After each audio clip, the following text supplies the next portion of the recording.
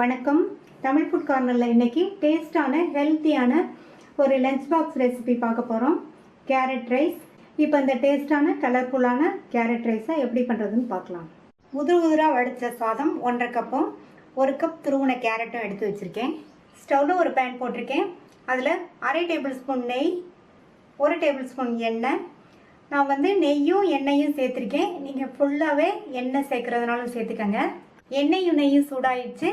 அதில் 1/2 டீஸ்பூன் கடுகு நல்லா பொரிஞ்சதுக்கப்புறமா 1 டீஸ்பூன் கடலைப்பருப்பு, 1 டீஸ்பூன் உளுந்தம்பருப்பு, இது கூட 10-12 முந்திரியை சேர்த்துக்கலாம்.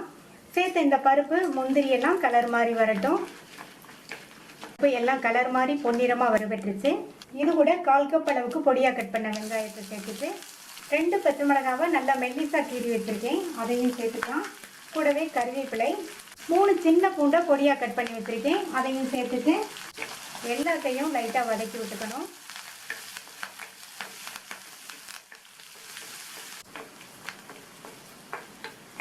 இது கூட 2 பிஞ்ச் மஞ்சள் தூள், 1/2 டீஸ்பூன் தனி மிளகாத்தூள்.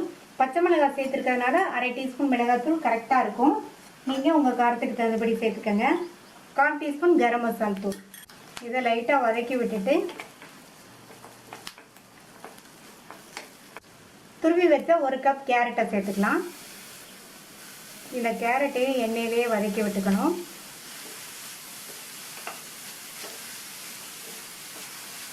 கேரட்டை 1/2 நிமிஷம் வதக்கி விட்டாச்சு.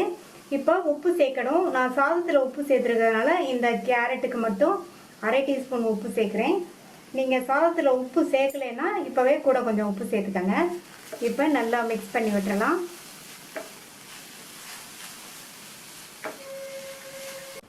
மூடி போட்டுடலாம்.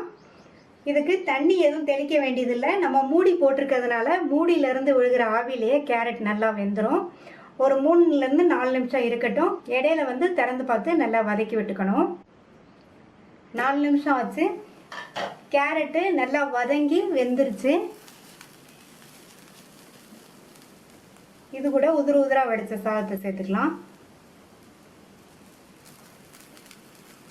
சேர்த்துட்டு ஸ்டவ்வை சிம்மில் வச்சுட்டு நல்லா இந்த மாதிரி கிளறி கொடுக்கணும். சாதம் ஆறுன சாதங்கிறதுனால நல்லா சூடு ஏறுற வரைக்கும் கிளறி கொடுக்கணும்.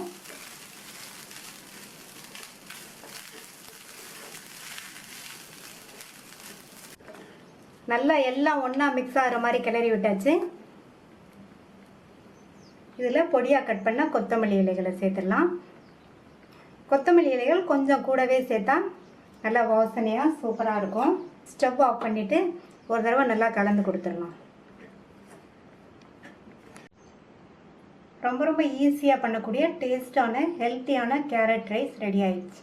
இந்த கேரட் சாதத்தை ட்ரை பண்ணி பார்த்துட்டு உங்கள் கமெண்ட்ஸை சொல்லுங்கள். தேங்க்யூ.